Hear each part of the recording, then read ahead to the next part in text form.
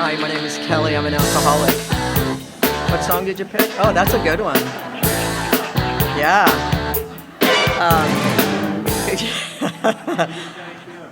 Oh, did he tell you to play that?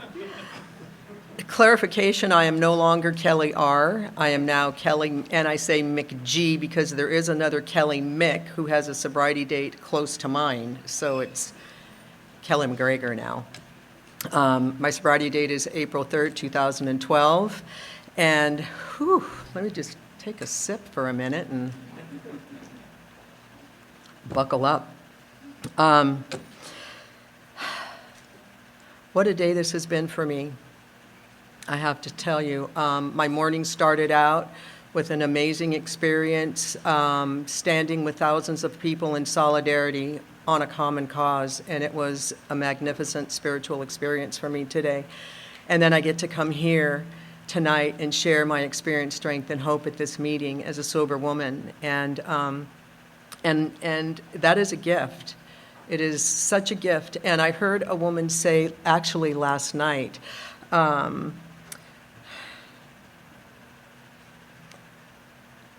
I lost my train of thought. It's not privileged. I'll come back to that. I hope that's not the theme for tonight. It's me forgetting everything I want to say. And full disclosure, too, Tom and I were at the roundup, and after listening to these magnificent speakers, we're on our way home, and Tom says, "Hey, I just got a text from Scott. He wants your number." And I just went, "Oh, shit." I knew what that meant. And I said, "Yeah, give it to him." And so he sends me this text and asks me to speak here. And then I said, I really kind of have this attitude about local speakers at this Saturday night meeting, and it horrifies me that it's going to be me. So give me a day to just pray on it.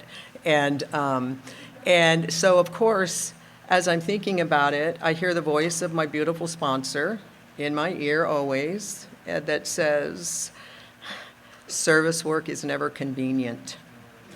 And so I already know what my answer is. Like, she's never going to co-sign my crap. And so, of course, I tell them, "Thank you, it's an honor and a privilege." It's an opportunity for me to be uncomfortable. And I love Alcoholics Anonymous. And to the newcomers, I just want to welcome you, and don't leave. Stick around. And, I hope you find what I have found, what others have found here, and that's freedom. That's freedom from alcohol and, use of drugs.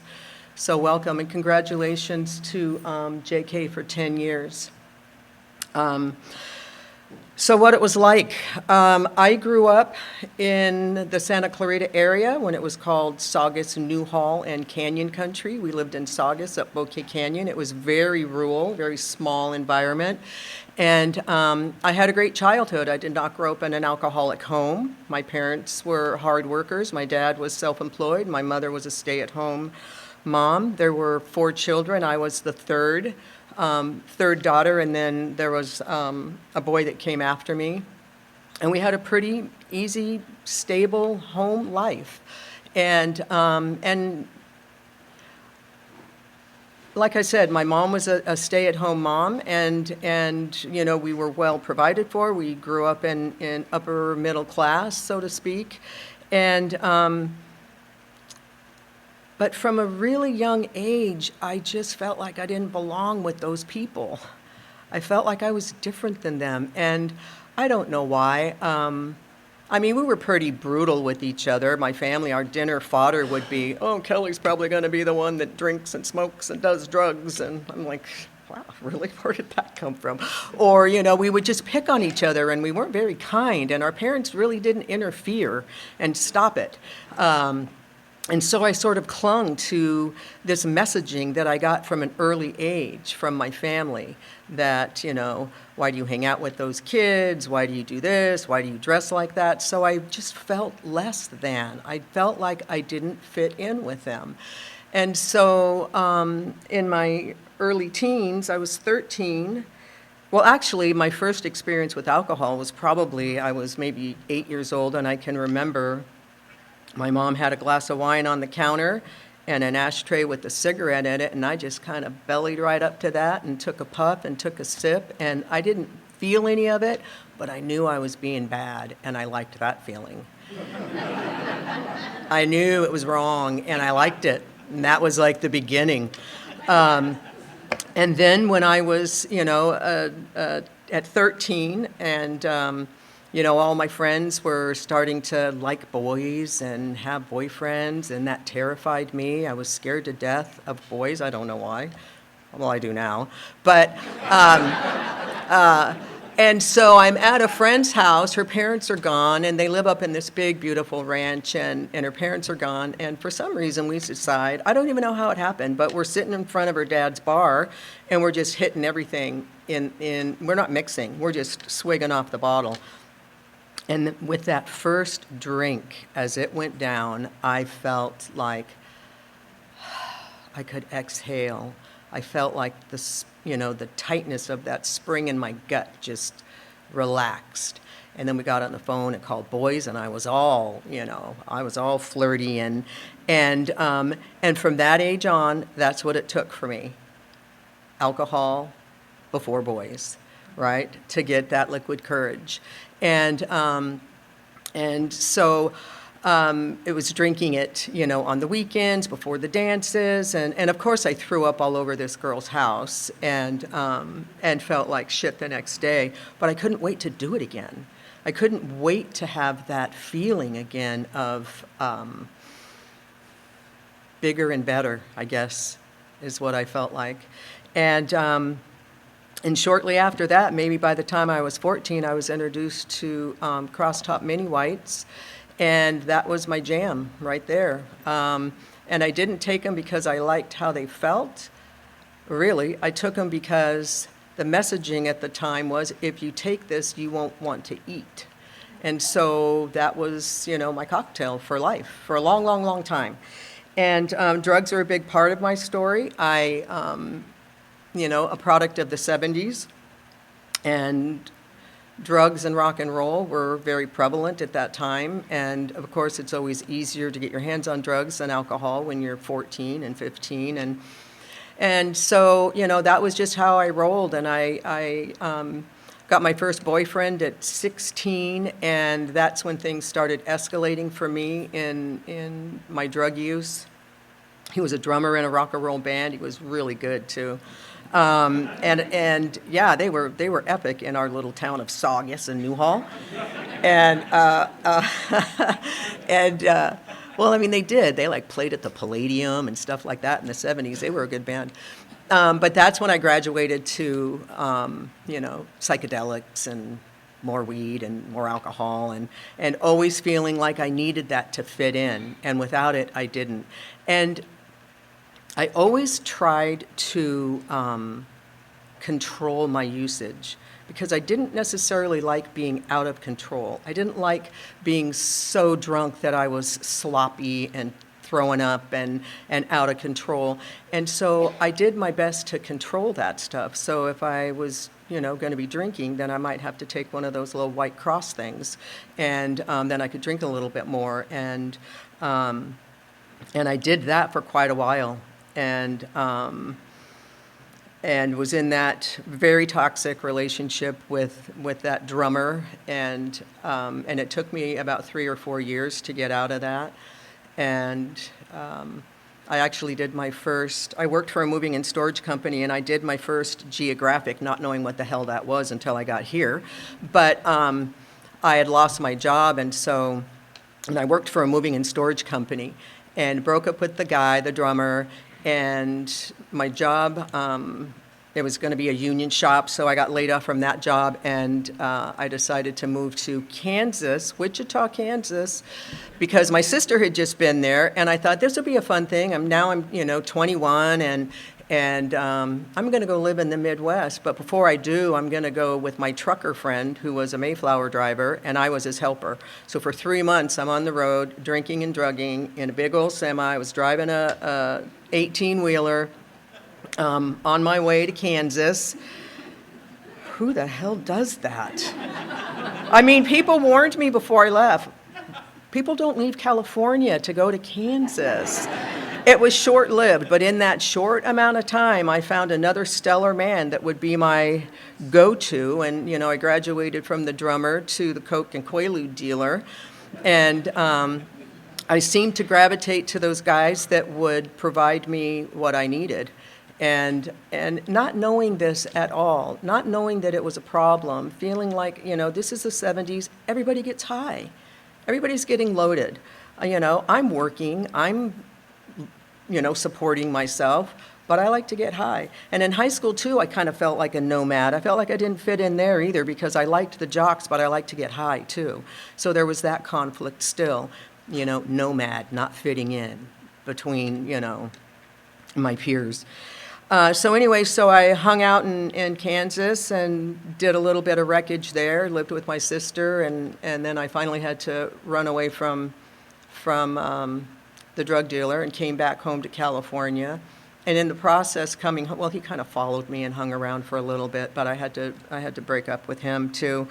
And in that time period, we were having some problems with my older sister who was having some mental issues and was in a psych hospital down in Santa Monica, and just my family was in turmoil. She hated all of us. My mom was freaking out. My mom calls in this psychologist to counsel all of us because what did we do wrong? And then they decide to tell us their deep, dark secret of apparently my parents were wife swapping back in the day, and they thought maybe she found out and that's why she was all freaked out. So they decided to divulge that to us, and could have gone the rest of my life without knowing that about my parents.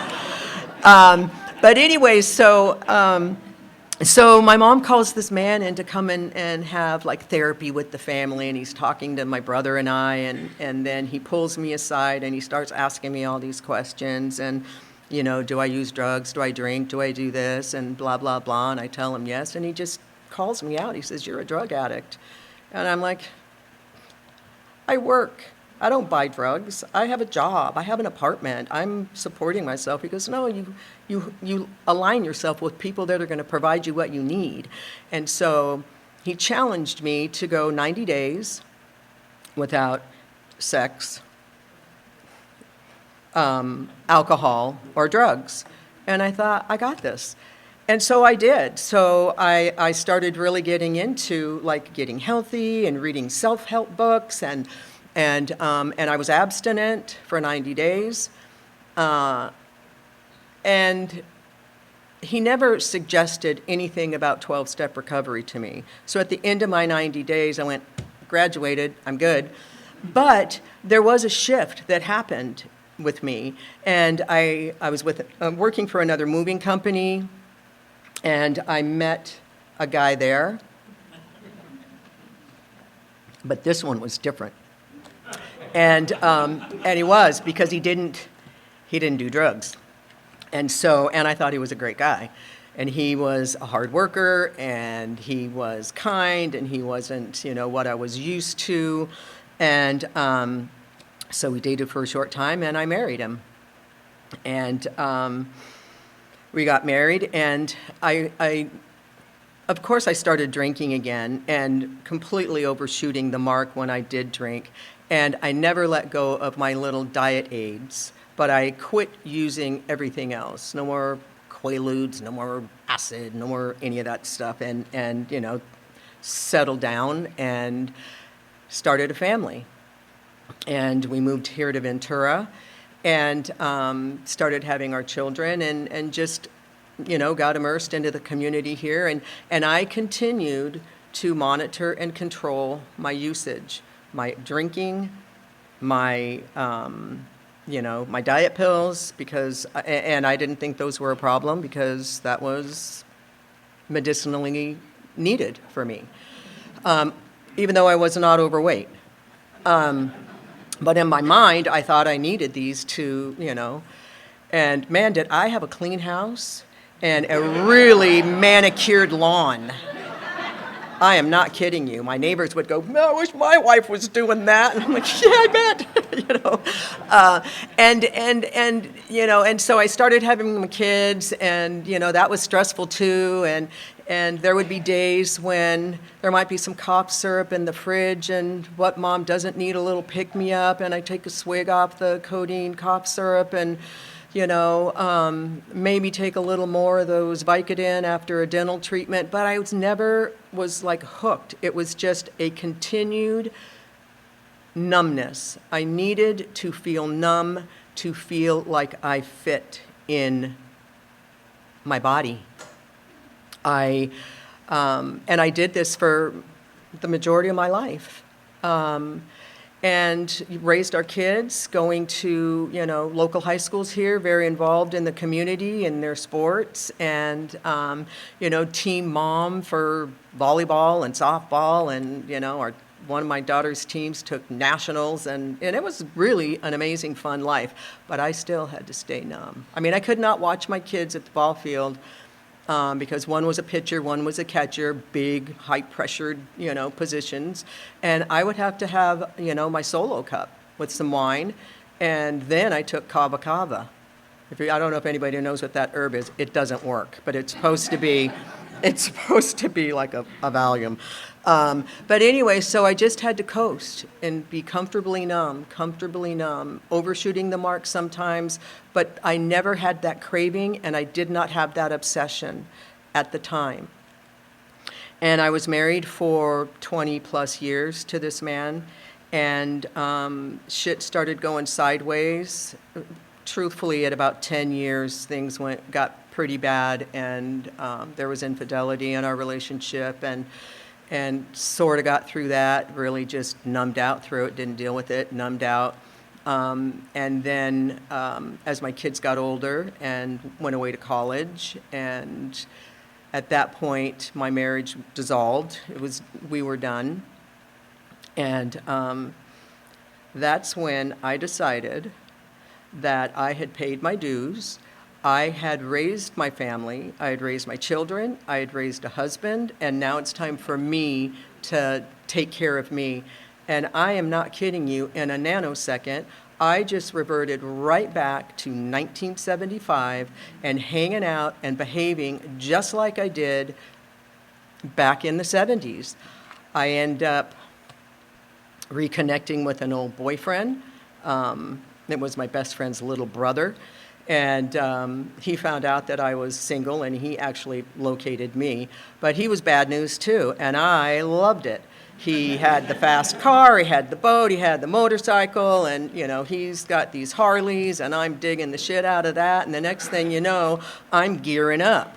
I'm getting the leathers. I'm wearing the leather ponytails in my hair. I look like Gemma from Sons of Anarchy. I'm not kidding. I had the whole outfit. I even dressed up as her for Halloween one year. In fact, you were at that party. I was sober when I wore that outfit too. But anyway, so here I am with this guy who's crazy, and he's drinking like I wanted to, and I did. And that's when all of a sudden there was no controlling it. There was no, I'm just going to be comfortably numb. Now I'm getting blasted, and now I'm tipping my toe back into narcotics. And of course I have to have, my prescription of Xanax and that other one that makes you sleep and sleepwalk and all of that. I was taking that and drinking, also doing a little bit of opioids because they made me able to drink more. That was, and all of a sudden I'm doing that, and it stops working, and I'm getting sicker and sicker and sicker, and I can't stop it. And I'm getting pissed off because I can't stop it. Like, why is this happening? 40 years I've been controlling this. Why now is it controlling me? And so I decided I had to break up with him and stop drinking. And I told myself I was going to give myself 30 days to not drink or have contact with him. And in that process, I was counting down the days when I could have a drink again, because the lie I told myself was, if I can drink like a normal person then great. And if I can't, then I need to, I need to figure my shit out because I have a problem. And so I counted the days down, 29, maybe 28. He's back in the picture. Game is back on. We're now even worse off than where I was before I did my 30 days. And I'm riding around hammered on the back of this motorcycle like Gemma. Now I'm flashing my boobs around like I'm like a girl gone wild in one of those, awful TV shows or whatever. I'm 50 years old and I'm behaving like that. I'm a vision for you.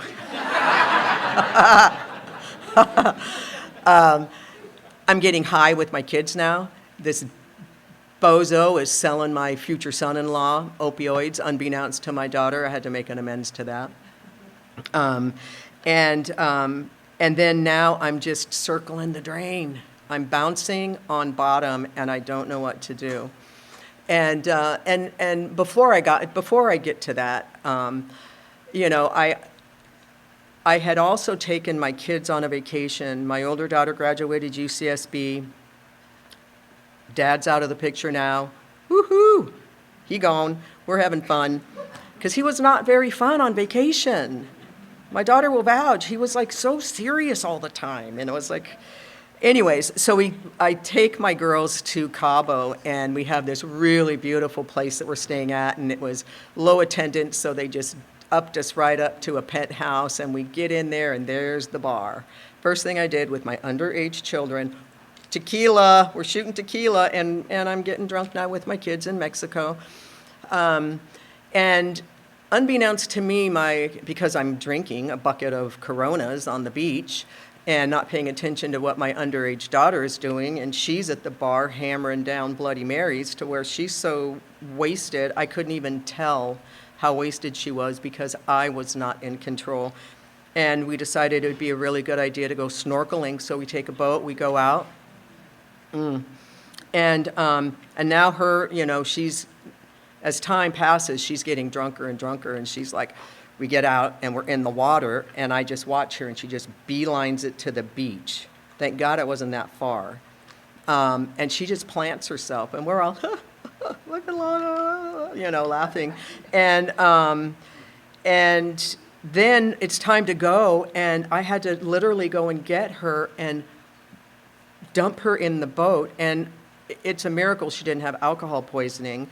We actually had some doctor that was at the pool come and check her out. And I laid in bed that night, and I had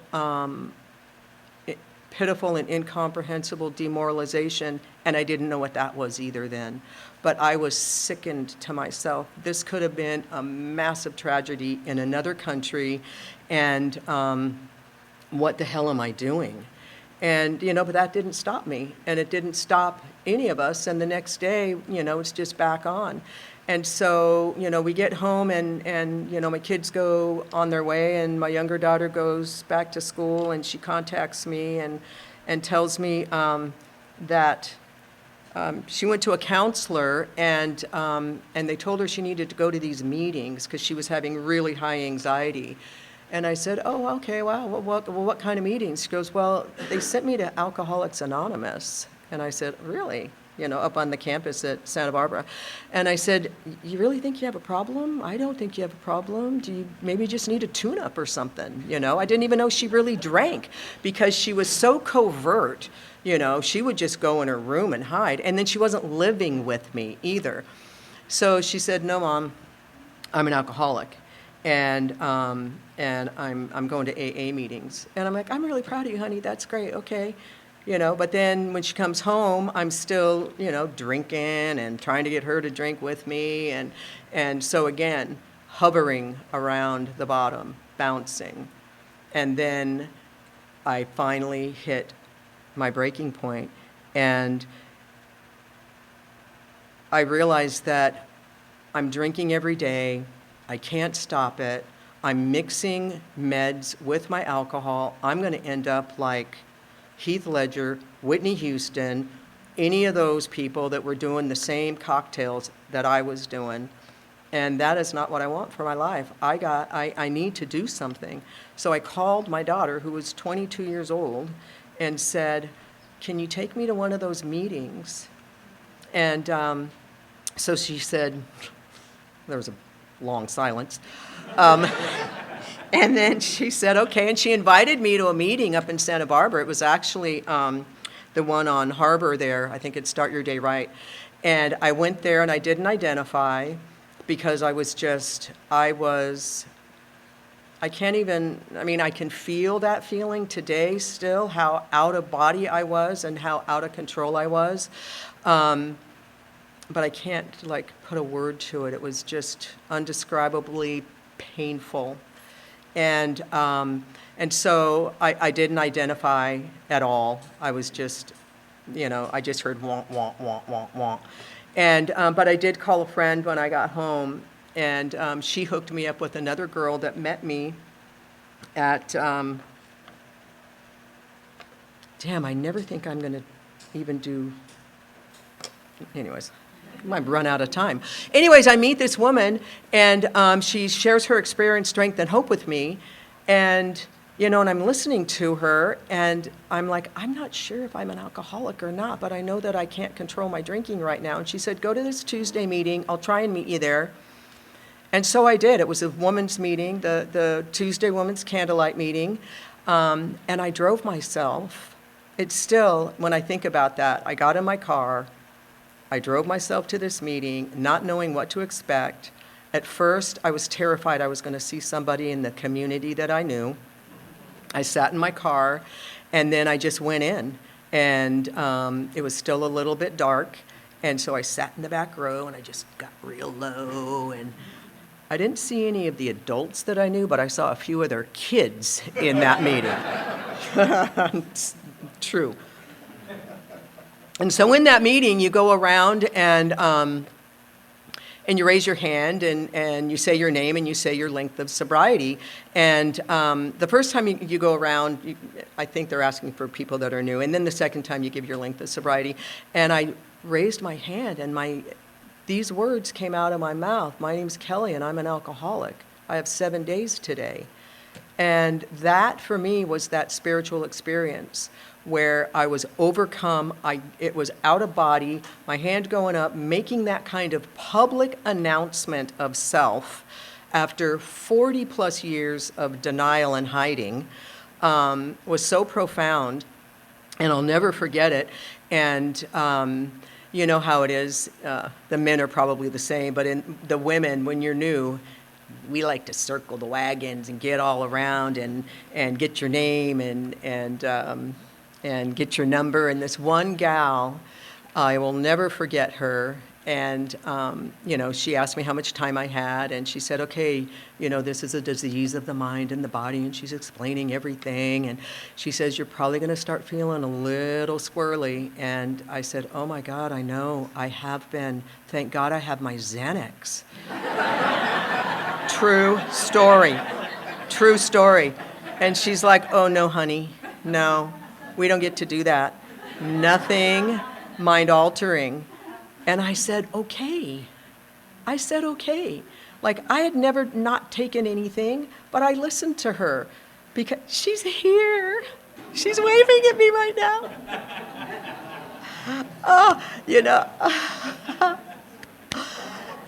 I don't know where I would have been if you would not have told me that. How much longer? certainly wouldn't have had the same sobriety date. That's for sure, because I love you so much. And that is such I'm going to cry. That is such a beautiful example of the hand of AA. When anyone, anywhere reaches out, we want the hand of AA to be there, and for that we're responsible. I would have continued doing my Xanax thinking I was sober, right? Detoxing. Didn't even know that that's how they do it. But yeah, that was pivotal for me. And what a trip. What a trip, huh?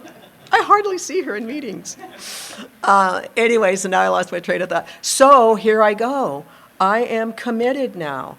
I am in it. And, that is one thing that that I know about myself is that I hunker down.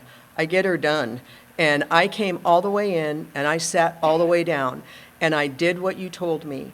and I did the steps with another woman, and I started getting commitments at meetings. I did my first 12-step call at probably 10 months sober. I was terrified, but I showed up and I did it because it was a friend who had relapsed. And I have continued to do this my entire time that I've been here in Alcoholics Anonymous. Today, I get to have this full, rich, amazing, beautiful life that I never even knew was possible to have. And here I'm living it today.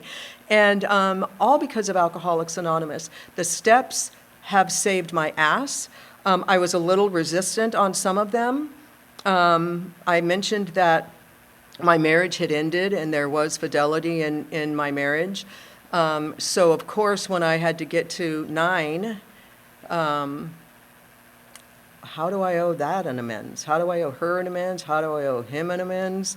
And my sponsor was very gracious with me, and she said, you just have to be willing. You just have to be willing. And then she'd, bring it up again, and I'd say, fine, he's still active in his disease. I'm doing good. I don't need to make any amends. And so I thought I could have just continued on like that. So I'm part of a committee for the Sister B retreat, if anybody remembers those at all. And I'm in Santa Barbara at this women's retreat. And it was the first time we moved it from the mission to Casa Marina. Yeah, it was the first time we moved it there. And so it's the first time we're there. I wasn't going to show up because, one, my sciatica was out, and then 2, I had my 40-year high school reunion. So I was going to just show up for my logistics commitment, and then I was going to leave. And so I'll back up for a minute, too. My marriage with my husband ended in infidelity, and he had an affair with my gay sister's partner.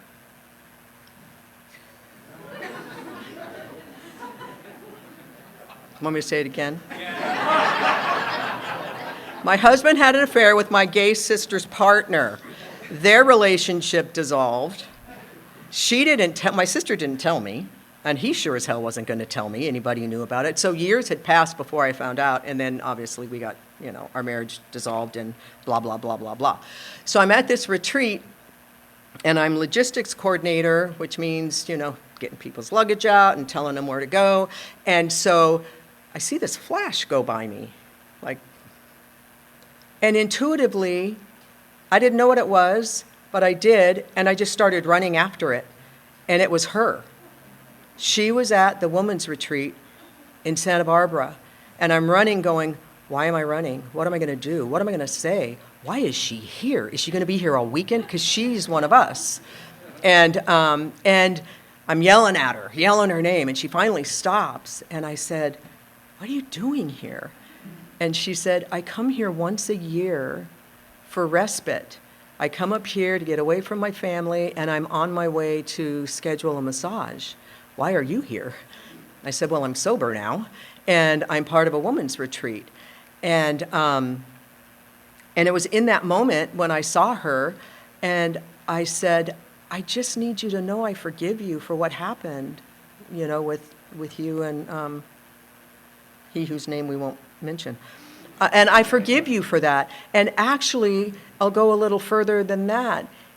If that wouldn't have happened, and we wouldn't have divorced, then my alcoholism may or may not have escalated to what it did, and I wouldn't be here today. So, and I'm a firm believer of that still right now, that if I wouldn't have gone through all of those things that I went through in life, I wouldn't be where I am today, a sober woman, speaking to you guys very uncomfortably in some high heels that are really killing me right now. That's the gift of sobriety. And so then that took me to that next level of meeting with him and seeing a little bit deeper my part in the demise of the relationship too. What was my part? It was a little bit, now I have a little bit more depth at 3 years, because it was 3 years before I finally made that amends. And I met with him, and I was, able to tell him that I was sorry for my part in our relationship, and he never, ever could say he was sorry. he did the best he could. And I was able to be free from that.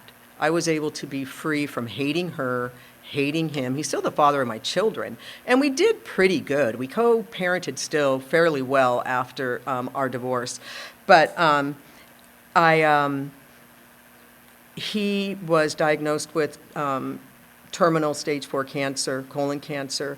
And when he died, and he died in my daughter's home, and I was able to show up and be there and sit by his side and tell him, don't worry, I've got the girls. You know, you can go now, you can let go, because he really fought it. He did not want to go. I got 10 minutes now? Oh, God.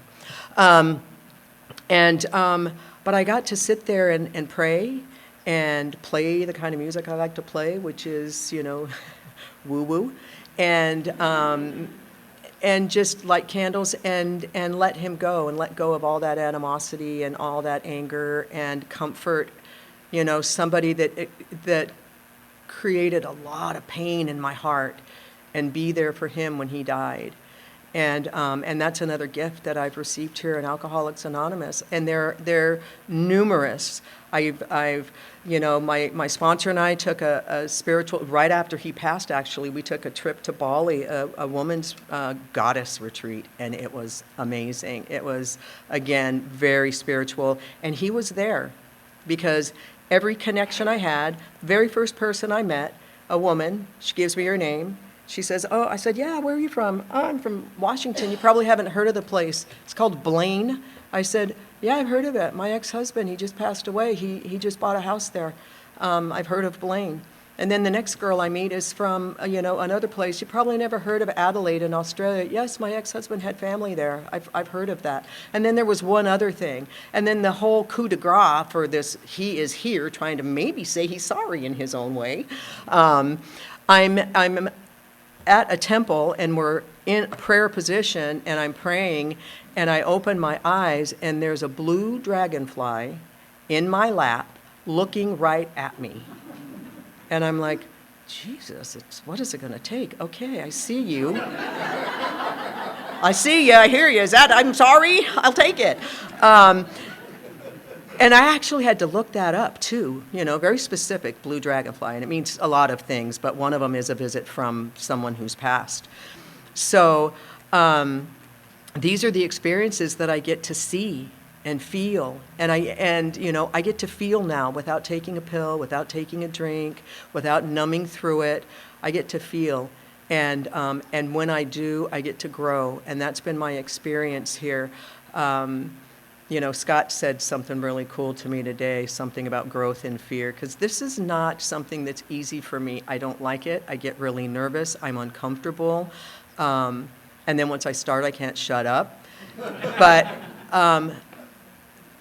if, you know, and my story's a little vanilla, you know, I didn't drink gallons of Pavlov, and I didn't lose it, you know.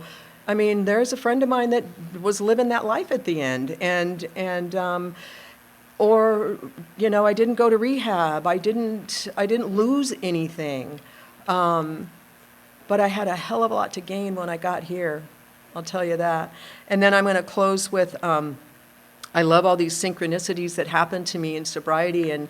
And one day I love hummingbirds. Everybody that knows me knows I love hummingbirds. Everyone buys me one now, too, and they're all over my house. And I have feeders, and I've had a couple that have come in my house and kind of flown around and landed, and then they go. But one day, my grandkids were at my house, and I looked and I saw that there was a hummingbird laying on the ground, and I went, oh man, it must have flown into the fence or something, or did a cat get it, or, you know, so I went and looked at it, and it's very stunned, and I pick it up, and I try and set it back in this tree, and it falls out again, and so I pick it up, and I'm talking to it, and then, of course, I make my granddaughter, though, go get my phone, get a picture. And I'm holding it, and it's finally now, it's kind of coming back, and so I'm holding this little thing, looking at it, and then another one flies up and knocks that thing out of my hand, and they both fly off. Serious, I'm not making this up. And it was like, holy shit. And then I have this profound thought that this is what happens in recovery when we're broken We are surrounded by those that have come before us and lift us up and carry us to take flight. So thank you all so much for participating in my sobriety.